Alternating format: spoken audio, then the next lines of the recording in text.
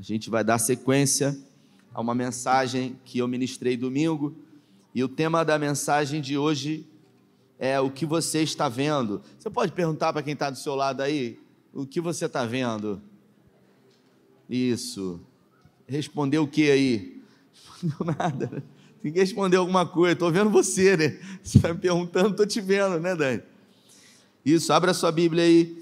Primeiro livro dos Reis, capítulo 17. Isso. Versículo 17 também. Passando um tempo, repita comigo. Passando um tempo, isso. O filho da viúva ficou doente, a doença se agravou. E em certo momento, ele parou de respirar. A mulher disse a Elias: por que, ó homem de Deus, o Senhor veio aqui interferir na minha vida, expor o meu pecado e matar o meu filho? Elias disse: traga o seu filho para mim. Ele tomou o menino dos braços dela, levou para o quarto no qual estava acomodado, pôs o menino na cama e orou: ó eterno meu Deus, por que trouxeste desgraça também sobre essa viúva que me acolheu em sua casa? Por que tiraste a vida do filho dela? Ele deitou 3 vezes sobre o corpo do menino. Você pode dizer comigo, 3 vezes? Sobre o corpo do menino, sempre orando: ó eterno meu Deus, devolve o fôlego a este menino. O Eterno ouviu a oração de Elias e o menino ressuscitou. Elias pegou o menino, levou-o para baixo e entregou a sua mãe. Ele disse: aqui está o seu filho, está vivo. A mulher disse a Elias, eu estou com a tradução do Eugene Peterson, a mensagem: agora estou entendendo. O Senhor é um homem de Deus. Quando o Senhor fala, é o Eterno que fala, e é a verdade. Feche os seus olhos. Pai, essa é a tua palavra, e nessa noite, em graça, pedimos que o Senhor ministre aos nossos corações, que essa palavra que é tua e é poderosa, ela possa vir como porção prática, mais poderosa para os nossos dias atuais. Usa, Senhor, a tua boca, que é a tua palavra, para as nossas vidas hoje, em nome de Jesus. Domingo, a gente começou essa série de mensagens sobre o ministério profético de Elias, que não é um ministério profético somente de sucesso. Afinal, a vida de todo ser humano é uma vida de vitórias, mas também de derrotas. Ninguém vence o tempo todo. Ninguém tem tudo aquilo que quer na vida. Ninguém tem tudo aquilo que deseja. Minha avó dizia para mim, quando eu estava em situações que queria coisas que não podia, ela falava para mim: meu filho, nessa vida a gente não vai ter tudo. E é verdade. Ninguém tem tudo. Ninguém tem tudo. Ah, pastor, o Neymar tem tudo. O Neymar não tem liberdade. O Neymar não pode ir no shopping como uma pessoa normal. O Neymar não pode ir na praia, porque tudo que ele vai fazer, ele não pode, porque envolve risco. Isso é vida? Não é vida. Um dia perguntaram para o Whindersson Nunes, o maior youtuber do Brasil, né? Qual o seu maior sonho? E poder ir num bar com os meus amigos e tomar um refrigerante.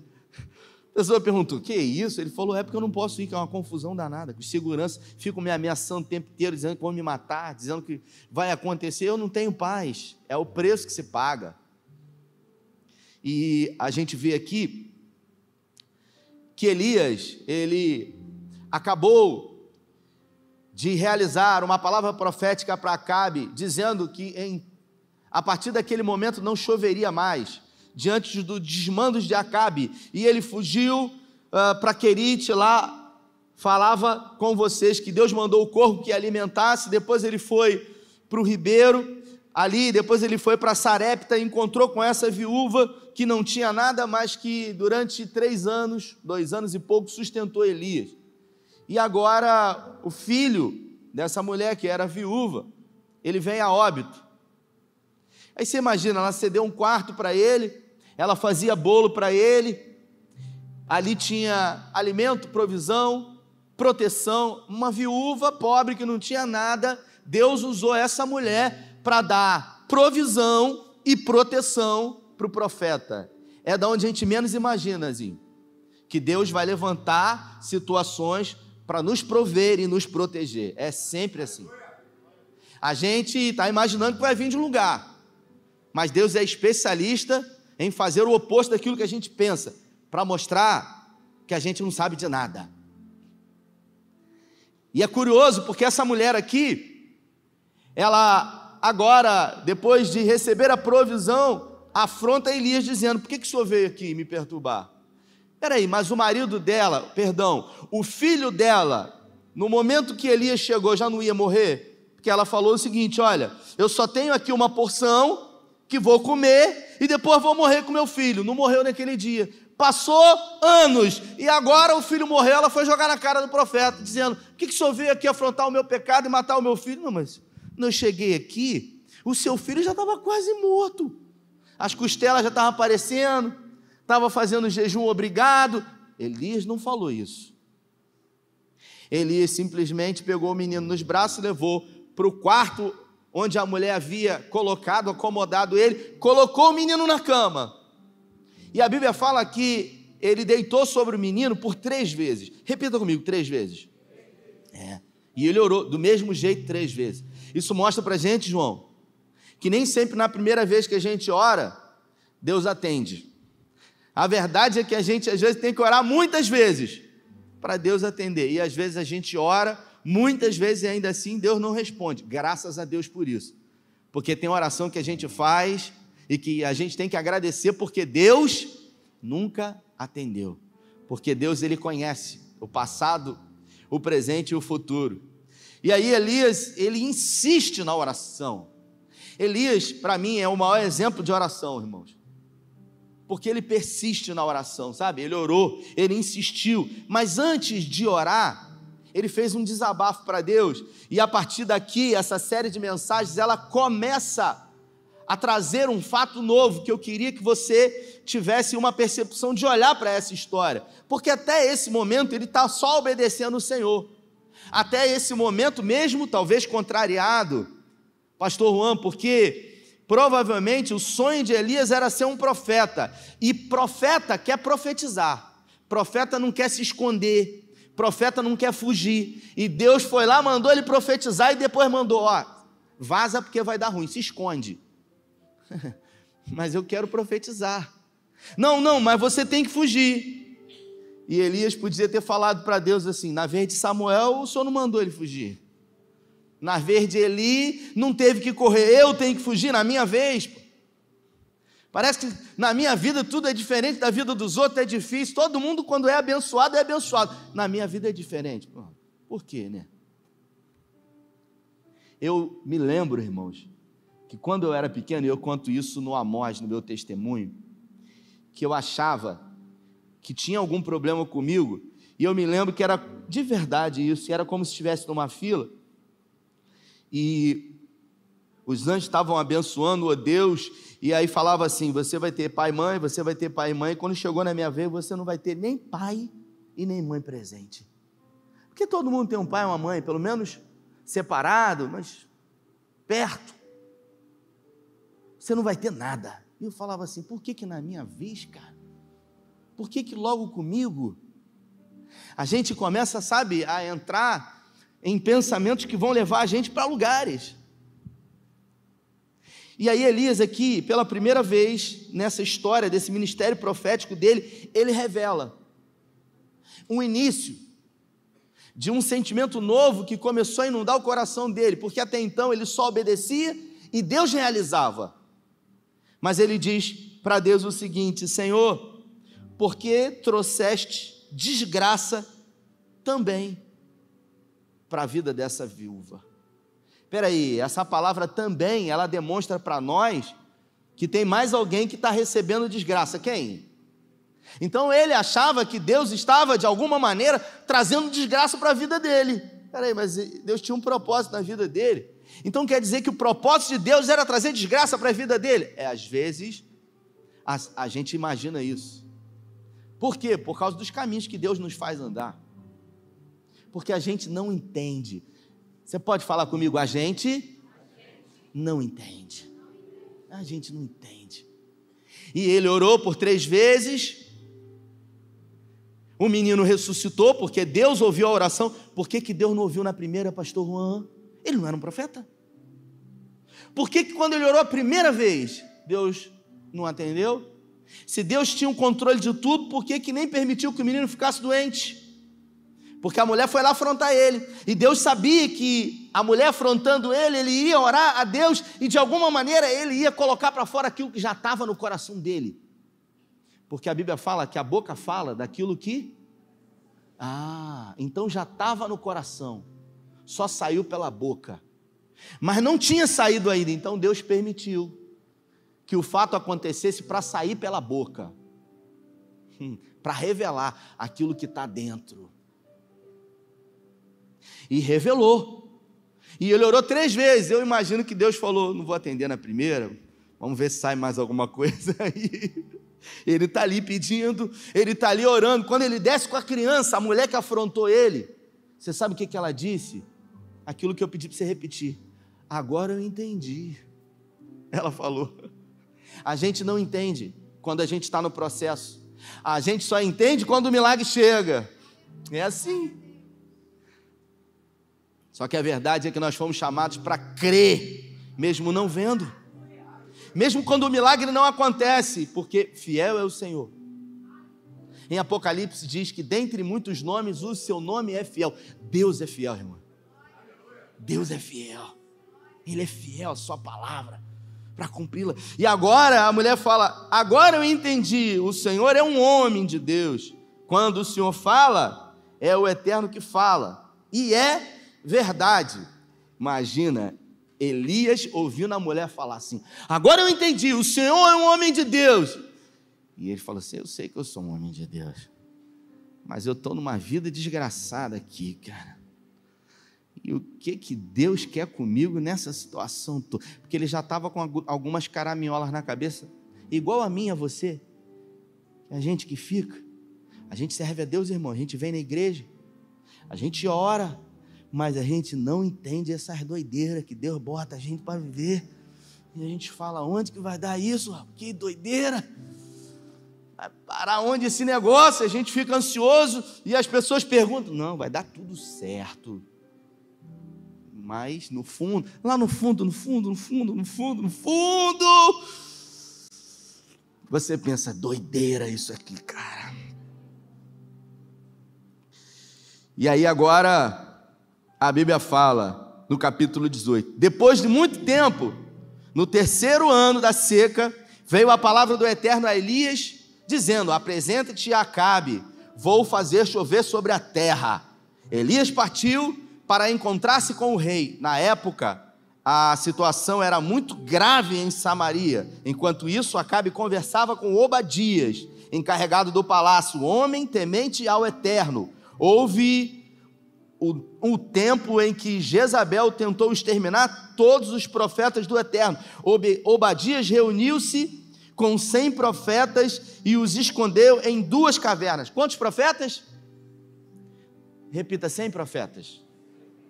Elias escondeu 50 e 50. Você pode frisar bem isso? Repita comigo, 100 profetas. 100 profetas. Esse Obadias era um homem de Deus, ele era encarregado do palácio. Jezabel mandou matar todos os profetas.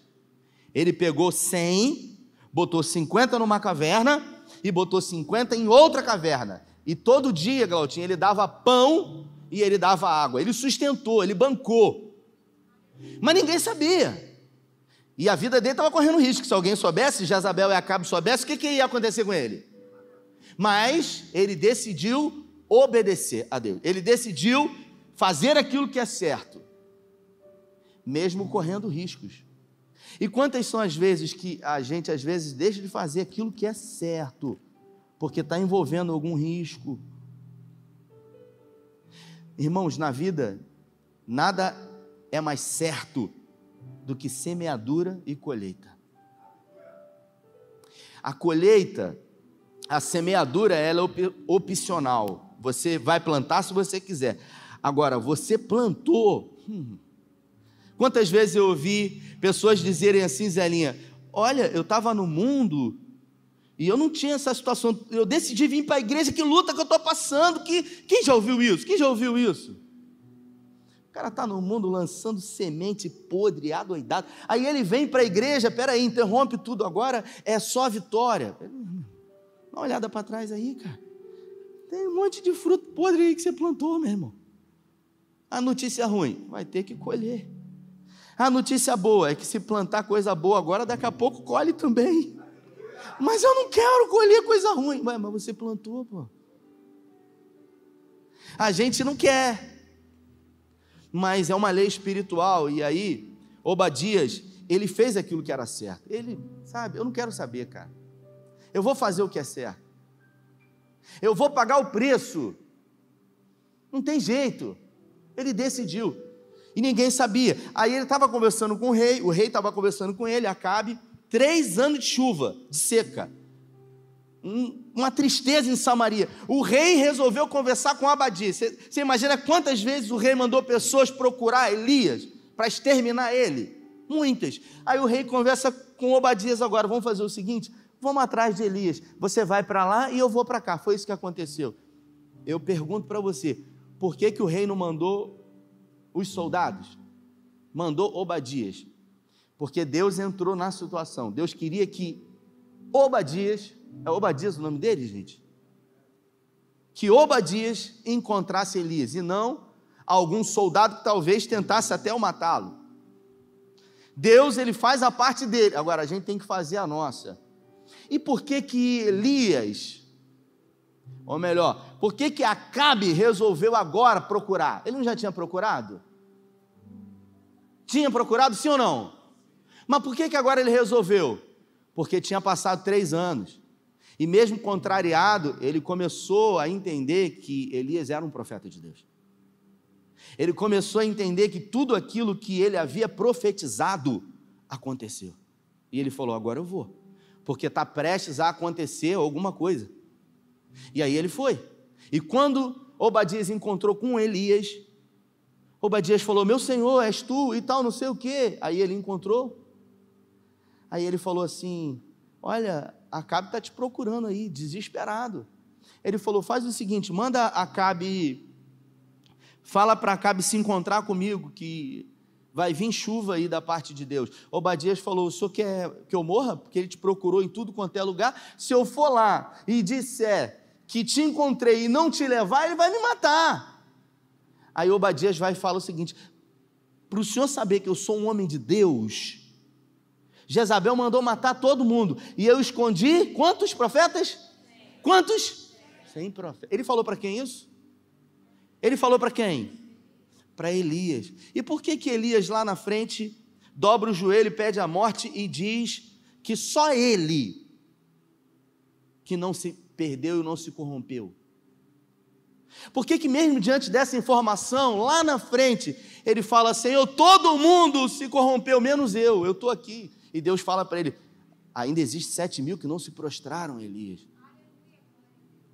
Porque quando a gente começa a viver intensamente o tempo de deserto, sem muitas informações, é aquele quebra-cabeça, sabe, Lívia, aquele quebra-cabeça de 1000 peças, que você começa a montar aquilo, e você fica animado, chama a Darly, as crianças, começa a montar, e aí legal, aí acha 2, 3 pecinhas, aí começa a olhar na capinha, aí vê, aí monta, oh, que legal, que bacana, chega algumas horas depois, você fala assim, está faltando peça, não pode, está faltando, não está faltando peça aqui, cara, porque as peças elas somem, não faz sentido, quem já viveu isso?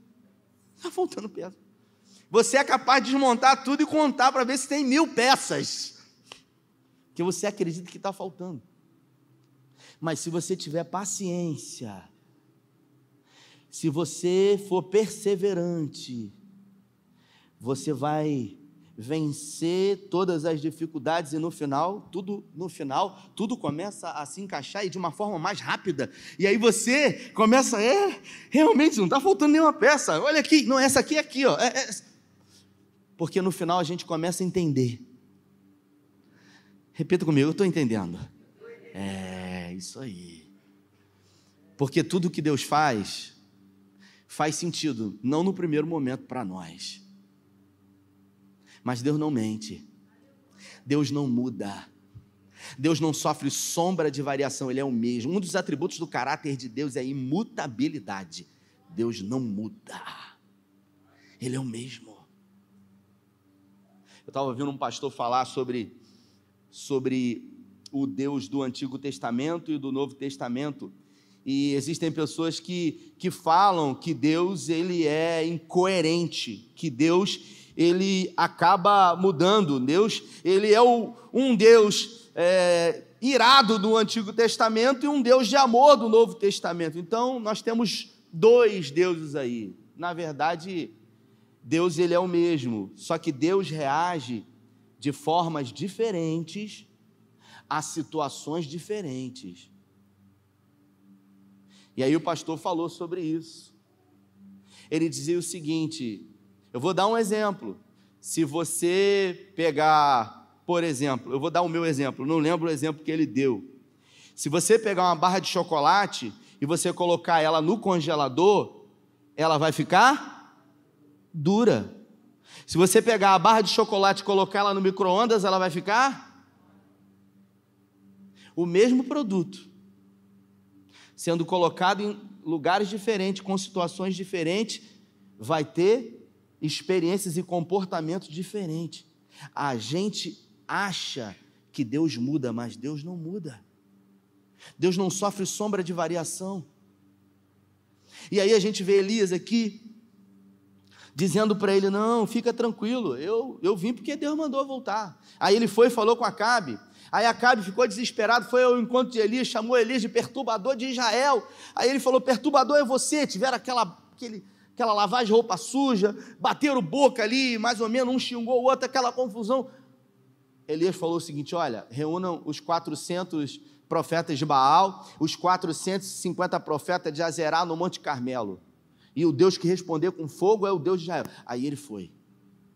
E aí, o povo de Israel lá, de Samaria, estava lá no Monte Carmelo, eu estive lá no Monte Carmelo, estive lá. Uma vista linda assim do Vale do Armagedon, sabe? No meio assim tem uma base militar de Israel, e aí eles lá em cima do Monte Carmelo, e aí pediram para que os profetas pegaram 2 animais, colocaram lá, e aí pediram para que os profetas, o Deus que respondesse com fogo era o Deus verdadeiro, e os profetas começaram a clamar, pedindo que Baal, que Azerá respondesse, e Baal era o Deus da vida, da fertilidade. Então, para eles, Baal representava a vida, e eles estavam vivendo há 3 anos a morte, a seca. E Baal não respondeu, e Elias ali, ele deve estar ocupado. Elias começou a tirar sarro. É aquele momento de euforia, é aquele momento de um pouquinho de vingança que a gente fica, né? Grita mais alto, ele deve estar fazendo alguma coisa. Eu confesso que Elias, eu acho, Zelinho, ele se empolgou demais, ele tinha que ficado quieto, humilde, fica na humilde, Elias. Ele não se conteve, ele falou, grita mais alto, ele não deve estar ocupado, não sei o quê. E aí depois ele entrou no modo seriedade, chegou a vez dele realmente oferecer o sacrifício. Ele pegou, e a primeira coisa que Elias fez foi levantar o altar. Ele pegou 12 pedras, e ele posicionou as 12 pedras. Observe que a Bíblia, ela dá detalhes sobre isso. Para Deus ele responder com fogo, Elias entendeu que era preciso que ele posicionasse o altar, que ele levantasse. O Eugene Peterson, ele diz que ele ergueu o altar, ele levantou o altar. Quantas são as vezes que a gente quer que Deus responda sem o altar estar preparado, sem as pedras estarem bem posicionadas, porque 12 pedras, cada pedra representava uma tribo de Israel, tudo faz sentido. E ele posicionou, e aí fizeram ainda uma espécie de vala em volta, e Elias agora foi abusado novamente. Joga água em cima desse negócio aí da lenha, se jogar água vai encharcar, como é que o fogo vai? Pode jogar água à vontade. Ali ele estava corajoso, e o povo jogou água, e ele orou uma vez. Quantas vezes ele orou? Uma vez. Porque tem momentos na nossa vida que Deus atende na primeira vez que a gente ora. Quando ele orou no secreto, o filho daquela viúva, quantas vezes ele orou, irmãos? No secreto. Agora ele orou publicamente, e publicamente ele orou, agora você só vai orar publicamente, né? E Deus respondeu, e lambeu tudo, o fogo, lambeu aquela água, aquela confusão toda, e agora Elias, um homem de Deus, repita comigo, um homem de Deus. Elias falou, não deixa esses caras descer não, segura aí, não vai descer ninguém, igual o Capitão Nascimento. 850 profetas, ele mandou descer os caras, e sabe o que ele fez? Ele matou 850 profetas, Elias matou 850, com as suas próprias mãos, meu Deus, 850, e ele deu uma ordem agora, ele disse para Acabe subir, comer alguma coisa, tomar um banho e descer, porque estava vindo chuva da parte do Senhor. Ele falou, olha, se apressa porque está vindo chuva. Aí sabe o que ele fez? Ele subiu mais um nível acima do Monte Carmelo, foi para o topo. Deixa eu ver se eu acho o texto aqui, sem óculos eu não vou achar nada.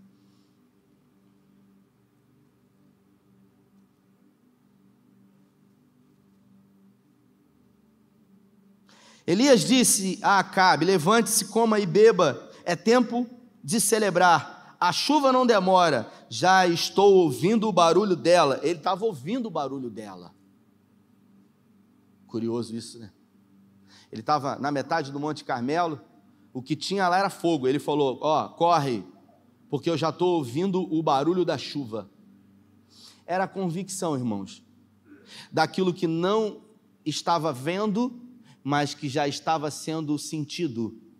É uma percepção espiritual, é fé, é certeza, é convicção, mesmo quando os olhos não veem, mesmo quando o corpo não sente, mesmo quando tudo diz que não. Dá para botar aquela nota, eu vejo uma pequena nuvem, esse microfone dele fala? Fala para a gente aqui? Tem como transformar esse microfone?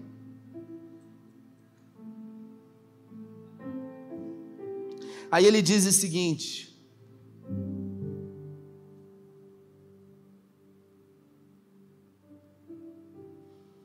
Acabe se levantou, comeu e bebeu, enquanto isso Elias subiu ao topo do Carmelo, prostrou-se em oração com o rosto entre os joelhos e disse ao seu ajudante, fique em pé, olhe na direção do mar. Ele orou e contou a Elias, não estou vendo nada, repita comigo, não estou vendo nada.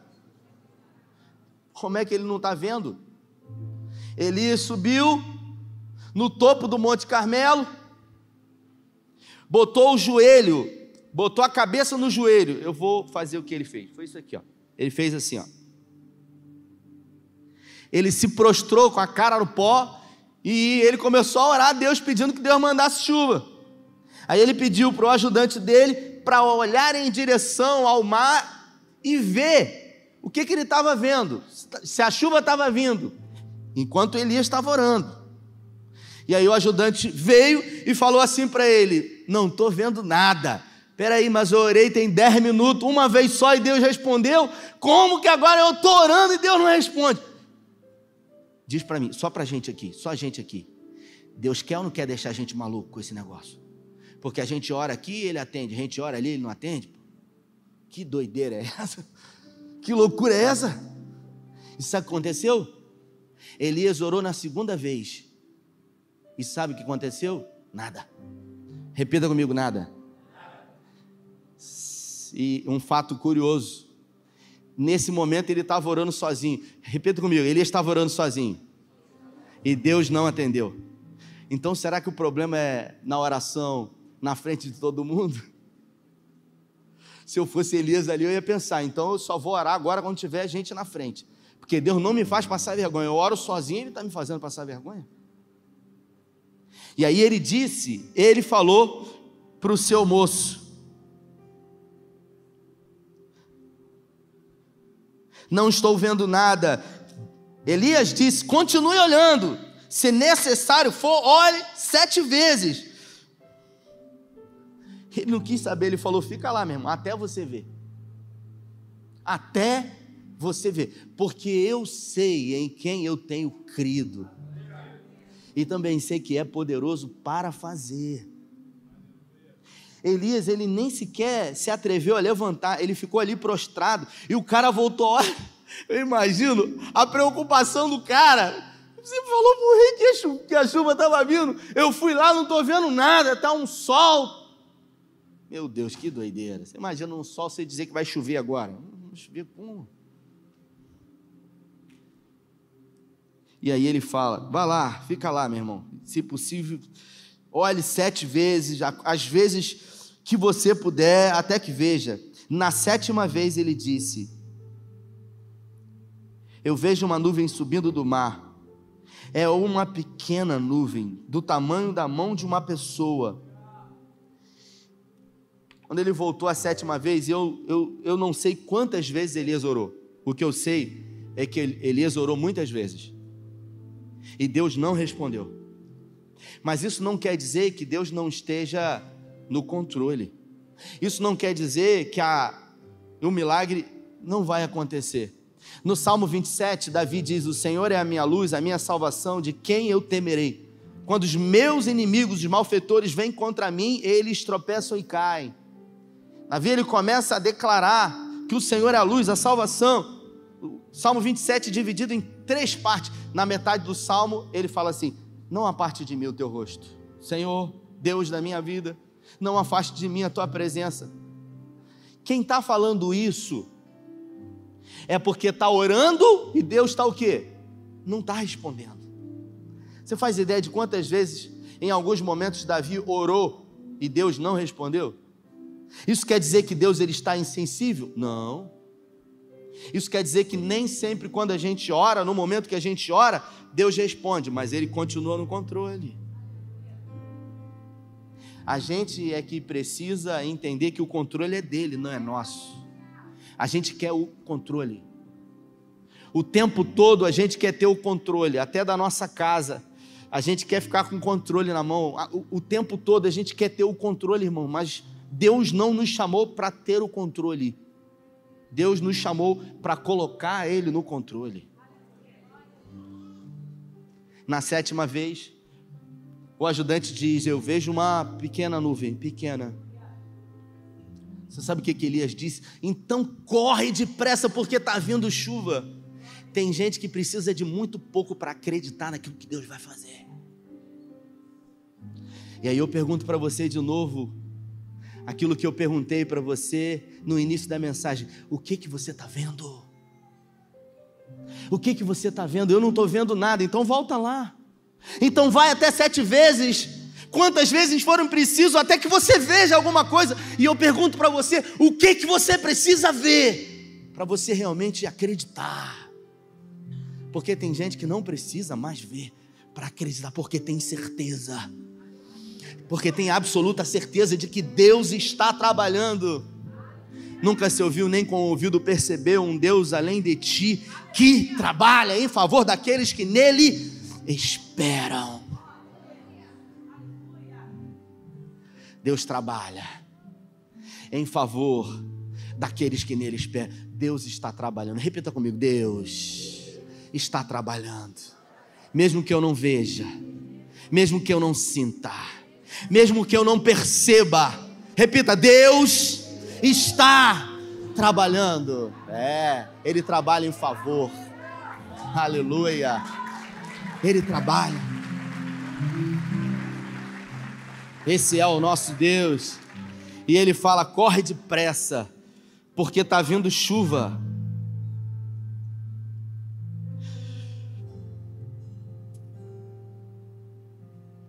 Corre e diga a Acabe: sele o jumento e desça a montanha, antes que a chuva o alcance. Cara, o cara viu um negocinho.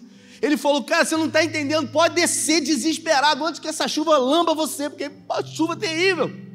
3 anos de seca, vai chover para valer. E o menino desceu, o moço dele desceu desesperado.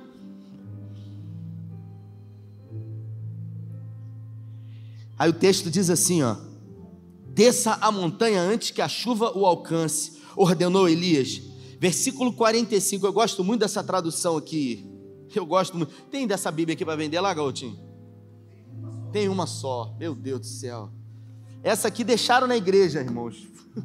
Não tinha nome. Foi um anjo que deixou para mim. E eu já falo logo, se deixou aqui na igreja sem nome, os irmãos já sabem aqui. Eu falo para eles, ó, toda a Bíblia aqui na igreja sem nome é minha, que eu deixei aqui para mim. Aí eles falam: pastor, você deixou sua Bíblia aqui. Eu falo: essa aqui eu não tinha. Aí fico uma semaninha ainda esperando alguém vir, e eu orando para não vir. Rapaz, tem uma Bíblia boa lá que eu tenho, Thompson, essa Eudine aqui. Não vai dizer que é sua não, irmão, é prendido. Vai comprando aí, irmão, e deixa aí na igreja, abençoando o pastor. Só não bota nome. E aí ele diz o seguinte, versículo 45, eu gosto dessa tradução aqui, cara. O Eudine, ele fala o seguinte, versículo 45, foi tudo muito rápido. Repita comigo, foi tudo muito rápido. Será que foi rápido mesmo? 3 anos, pô. 3 anos. Quanto tempo demorou o seu deserto? Quanto tempo, cara? Quanto tempo, irmão? Quanto tempo de vale? Quanto tempo de luta, de vergonha, de dificuldade? Quanto tempo? Foi tudo muito rápido. Tem um texto que diz que a mulher, quando está prestes a dar à luz da Bíblia, ela sofre com terríveis dores de parto. Quem já teve filho aí no ventre aí? Quem sofreu com terríveis dores de parto? Mesmo que tenha sido cesárea, você entrou, né? Tem aquelas que vão lá sem sentir nada, mas terríveis dores de parto. Aí a Bíblia diz: mas quando ela dá à luz e coloca os seus filhos no braço, ela sequer se lembra, tamanha a recompensa de ter o seu filho nos braços. É exatamente assim. Quando a recompensa diante do tempo de luta chega diante de nós, tudo aquilo que a gente passou faz sentido. Os nossos olhos se abrem e a gente diz: eu entendi. A gente é capaz de dizer: foi tudo muito rápido. Porque as pessoas olham e perguntam: como assim? Que loucura, fui lá na loja de Bia essa semana. Fui lá orar lá, gente. E aí eu tô lá, eles não estavam lá. Eu falei: meu Deus, está fechando orçamento lá na Praia do Forte. Falei: não tem café aí não. Eu olhei uma loja bonita. Falei: rapaz, nem parece aquele vento. Nem parece aquelas cascas de ferida que estava arrancando, aquela luta, aquela dificuldade, aquele choro. Meu Deus! E aí eu poderia dizer: meu Deus, mas foi tudo muito rápido.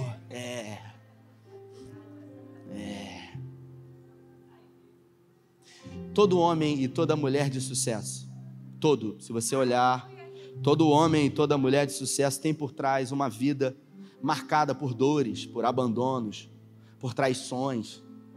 Mas nem todo homem e mulher que tem uma vida marcada por dores, traições, sucesso, também tem uma vida de sucesso. Você entende? Porque nem todo mundo vai ter sucesso em alguma área da vida, mesmo vivendo abandonos. Elias mostra para nós o exemplo de ser um homem de intercessão. O Eudine, ele coloca aqui, né, no comentário dele: Elias em oração é um sinal visível do poder de Deus entre o povo, o poder de Deus de mandar a chuva que acabaria com a seca. O Novo Testamento tem reflexão encorajadora a respeito dessa história. Aí ele fala, Tiago 5, façam disso uma prática comum, confessem seus pecados uns aos outros e orem um pelos outros, para que vocês possam viver juntos, integrados e curados. A oração do justo pode muito em seus efeitos. O milagre aconteceu porque uma pessoa que andava com Deus resolveu orar. É isso.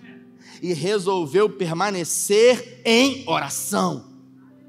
A gente vive um tempo, irmãos, onde nós somos impulsionados o tempo todo. Olha, essa semana, sabe, pastor Juan, eu tô light, cara, eu decidi. Eu fiz 45 dias de propósito sem açúcar, por causa da campanha. Foi um desesperador, irmão. Teve dia que eu estava tremendo assim, ó. Falei: meu Deus, não sabia que eu era viciado em açúcar. Terrível, que luta, meu Deus do céu. Eu falei: eu não vou aguentar ficar até a corrida. Eu vomitava. Sabe, foi terrível. Eu gosto de doce, eu sou a formiga. E aí quando chegou a festa da roça, eu já declarei, olha, eu vou dar um tempo na festa da roça. Mas entrou a festa da roça, eu comi tudo quanto é tipo de doce, comi mesmo. Eu entrei eu já saí do propósito, assim, e não foi um propósito espiritual, foi um propósito de saúde. Eu saí do propósito no hortifruti. Entrei no hortifruti, estava tendo caldo de cana. Eu falei, me dá um caldo de cana. 45 dias sem açúcar. Irmão, comecei a passar mal, uma sua dor. Falei, caraca, coração, pá. Falei, meu Deus, vou morrer aqui, cara. Tô falando sério. Isso ia passar mal. Falei, que doideira. Mandei mensagem pro médico. Falei, cara, tá passando mal. Ele falou, é assim mesmo, cara, você tá sem açúcar. Não pode fazer isso. E aí eu passei logo naquele esquimó ali, comprei um pó de sorvete, já deixei. Falei, acabou. E aí enfiei a cara na festa da roça, aquela coisa. Ai. Aí eu falei assim, não, preciso voltar, poxa. Vou voltar para o propósito. Segunda-feira, porque segunda-feira é o dia, né? Repita, segunda-feira é o dia. Não podia ser na primeira-feira? Por que na segunda? A gente deixa para segunda, né? No domingo. Segunda-feira, falei para Carla, pode dar um fim nesses doces aí, esses chocolates. Eu não quero saber. Segunda-feira, eu vou entrar no propósito de novo. Tem 32 dias para correr, 34 dias para corrida, e eu não quero saber. Aí ela, tá bom. Aí segunda-feira já começou, né? De tarde, depois do almoço. Meu Deus, que doideira é essa? Senhor, o inimigo está furioso.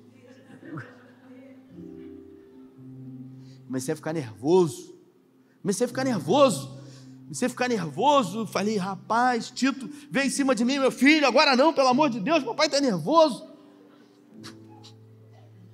Aí eu parei, irmão. Parei e falei, que doideira é essa, rapaz? Que loucura é essa que eu estou fazendo? É só nos extremos. Eu fiquei 45 dias aqui, cara. 0 açúcar. Agora, eu quero ficar mais 34 dias lá. Rapaz, pior lugar para você estar é nos extremos, cara. A vida precisa de equilíbrio. Eu vou ficar mais 34 dias dando patada em todo mundo, passando mal. Cheguei em casa de noite, peguei o pote de sorvete, sentei na varanda, comecei a comer aquilo, olhando para cima, falei, coisa boa, poder aproveitar a vida, com responsabilidade. E aí eu falei, a partir de agora eu não vou mais me esquentar a cabeça com nada, quero saber. Estava vindo do centro ainda agora, ali no trevo, o cara só parou um pouquinho para o outro, o cara de trás, pá, e o outro, aí eu olhei, fiquei rindo, que ia lá, eu quero, tá sem açúcar ele. Falei, cara, não vou ficar nos extremos, pior lugar para você estar é nos extremos, querido. Viva uma vida equilibrada, uma vida em respeito com você, em respeito com Deus, em respeito com o corpo, mas também não se prive de coisas que produzam prazeres bons. Falei, eu não vou fazer mais isso, cara, porque isso não é saudável, e a Bíblia o tempo todo nos ensina sobre isso, em a gente saber a medida certa para tudo. Elias foi um homem de oração e ele nos ensina a persistir na oração. A gente vive num tempo onde as pessoas oram aqui e elas já querem ali. Eu sou do tempo que quando o McDonald's veio para Cabo Frio, cara, era um troço doido. Naquela época, você pagava aqui, o lanche já estava aqui. Eu falei, esse pessoal não quer a gente aqui. É igual antigamente, aquela picanha do Zé. Você sentava, pedia a picanha. Mais alguma coisa? Parece que ele quer tirar você dali. A conta. Isso leva a gente para quê? Para um aceleramento. A gente vive acelerado. Eu saí do hortifruti um dia que eu tomei o caldo de cana assim, ó. Foi. Fica acelerado demais. O ritmo, aquela coisa. E os nossos filhos vão fazer o que hoje, meu papai? Chega da escola, vamos fazer o quê? Hoje tem shopping. Calma, meu filho. Calma que o papai agora está tranquilo. Papai agora é só alegria. E aí a gente leva essa aceleração para a oração. Quero orar, vamos orar. Senhor, tem que responder na hora. Mas às vezes a gente ora no secreto e Deus não responde na primeira vez. Mas não quer dizer que Ele não esteja vendo. Não quer dizer que Ele não esteja trabalhando. Não quer dizer que os propósitos dEle não estejam sendo designados na minha e na sua vida. Se coloque de pé. Eu pergunto para você, o que você está vendo? O que você está vendo e o que você precisa ver para acreditar? Eu queria que, enquanto essa canção, que é uma oração, estiver sendo ministrada, que você coloque diante de Deus o seu coração e que você talvez diga para você mesmo: eu não preciso ver para crer. A palavra de Deus diz que bem-aventurado aquele que creu e não viu. Quero perguntar para você, se você está preparado. Pergunta para a pessoa que está do teu lado: você está preparado? Mas pergunta com convicção: você está preparado? Porque aquele menino não estava preparado não. Elias estava prostrado crendo. Elias não só acreditou, ele tinha certeza de que a chuva estava vindo. Sabe por quê? Porque Elias viu a chuva antes que a chuva tivesse chegado. É isso.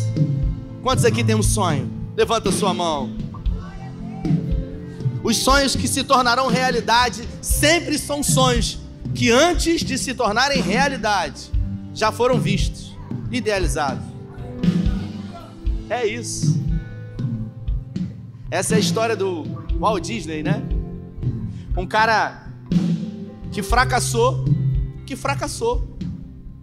Ele fracassou a vida dele, vivendo na sarjeta, num apartamento infestado de insetos, num lugar insalubre.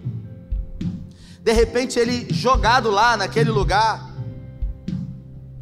ele teve algumas companhias. E sabe qual era a principal companhia que ia até ele? Ratos. Só que ele fez daquelas companhias alvo de inspiração que mudou a vida dele. Qual é o astro principal da Disney? O Mickey Mouse. Quem já foi na Disney aqui? Não quero constranger ninguém, mas você que não foi na Disney, eu vou te falar uma coisa. Você chega na Disney, já foi, Rafael, na Disney? Ano que vem, bate aí. Isso aí. Você vai na Disney, é incrível lá. Quando você entra, você já vê o Pluto. Você aqui, Pluto! Caramba! Aí você bate o Donald. Aí daqui a pouco você está do outro lado, tá o Pluto de novo. Você já está aqui, Pluto. O Pluto está em tudo quanto é lugar. O Pato Donald. Sabe, aqueles personagens todos estão na Disney. Mas você procura o Mickey Mouse, ele não tá. Você pode procurar, ele não tá, cara. Porque o Mickey, ele é o astro principal. Você tem que marcar a hora para estar com ele. Ele tá lá no castelo dele. Aí você marca a hora, entra rapidinho, bate foto e sai. Porque o Mickey Mouse é a atração principal. As pessoas vão lá para ver ele. Por isso que aquilo que é valioso é raro. As pessoas costumam valorizar aquilo que é raro. O milagre é raro, por isso que é tão valioso. E é interessante que Walt Disney, da dor, ele resolveu extrair inspiração. E quando ele projetou a Disney, o castelo, ele morreu antes da obra ser concluída. E no dia da inauguração, tem uma história que uma jornalista disse para a filha dele: uma pena ele não estar aqui para poder ver tudo isso. E a filha disse: ele viu isso aqui antes de todo mundo, porque ele sonhou. Então quem sonha, os sonhos de Deus sempre vão ter certeza de que eles podem ser realidade. Porque os planos de Deus não podem ser frustrados. Então eu pergunto para você: você está preparado? Porque aquele menino, quando voltou, falou: eu estou vendo uma pequena nuvem. Elias disse: então corre depressa, porque essa chuva vai pegar você não vai conseguir nem descer isso aqui. É isso. Você não precisa de muita coisa para acreditar que está vindo. E tudo vai ser muito rápido, porque ele disse: tudo foi tão rápido. Porque quando Deus faz, as peças começam a se encaixar e fazer sentido. E eu quero orar com você, porque eu creio que Deus colocou essa palavra, essa série de mensagens no meu coração. Não foi à toa, foi para despertar você, que não existe uma vida de vitória sem uma vida de oração. Que antes de você vencer de pé, você tem que vencer prostrado diante de Deus. É Deus que vai dar a vitória que você precisa está na mão dEle. O que eu preciso fazer? Me prostrar diante dEle. E quando me levantar e entender que Deus trabalha em parceria e a minha parte eu vou fazer. Então, eu entendo que agora eu não vou fazer mais loucura do açúcar, mas eu também não posso viver uma vida desregrada, porque senão daqui a pouco eu vou ter vários problemas. Então eu vou buscar o equilíbrio.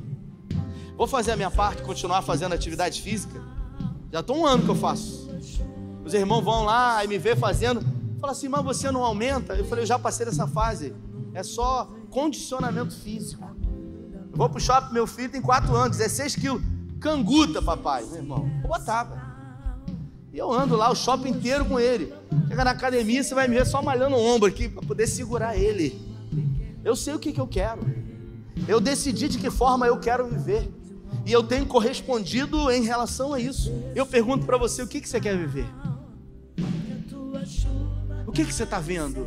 Eu não estou vendo nada, eu estou vendo luta e dificuldade. Eu estou vendo um monte de ratos. Então, busque dos ratos a inspiração como ele fez. Eu estou vendo o deserto, então o melhor lugar para se colher é no deserto. Porque a Bíblia fala que em Deus Isaac plantou no deserto de Gerar, e naquele ano ele colheu 100 vezes mais. Quero orar com você. Mas eu sei que existe algo que atrapalha muito, e não é o diabo, porque o diabo não é o seu adversário. O diabo, ele foi vencido na cruz. O seu adversário, o meu adversário, muitas das vezes é a nossa própria mente. São crenças limitadoras, são pensamentos negativos. Não vai dar certo. Olha aí, ó. Você orou, você está igual Elias, você está orando um monte de vezes no quarto e não acontece. Elias também orou e ele não achou que não ia ser respondido por isso. Então, se essa palavra falou com você, eu quero orar com você. Bota a mão na sua cabeça. Eu vou pedir que a chuva de Deus caia sobre a sua vida. Pai, diante dessa palavra que é poderosa, porque a tua palavra é poderosa, nós declaramos um descer de águas celestiais sobre a vida de homens e mulheres aqui. Uma água que vai limpar, uma água que vai curar, uma água que vai estabelecer um novo tempo do Senhor na vida dessas pessoas. Lava, Senhor, todos os pensamentos contrários aos pensamentos do alto. Joga por terra, ó Deus, tudo aquilo que tem atrapalhado, impedido, dificultado, que os seus filhos verdadeiramente possam, com os olhos espirituais, verem. A gente não precisa ver muito, Senhor. A gente apenas precisa ver uma pequena nuvem, um pequeno gesto. Por isso, abre os nossos olhos, nos dê uma visão além de uma visão normal, uma visão além do alcance, para ver aquilo que Elias viu, da forma como ele viu. Porque ninguém viu, mas ele percebeu antes de todos, e isso se tornou realidade. Por isso declaramos que estaremos prostrados, crendo, confiando e orando a um Deus que tudo vê, tudo ouve e tem prazer em abençoar os seus filhos. Estabeleça, Senhor, um novo tempo na vida de homens e mulheres aqui. Todos os pensamentos contrários nós jogamos por terra em nome de Jesus e declaramos a chuva do Senhor profeticamente nas nossas vidas. E tudo será muito rápido. E tudo será muito rápido para a glória do Teu nome. Grandes coisas fará o Senhor em meio a esse tempo que estamos vivendo. Oramos com fé em nome do Pai, em nome do Filho, declarando ainda um resto de semana surpreendente, em nome do Espírito Santo. E se você crê, dê a melhor salva de palmas ao Senhor. Deus abençoe você.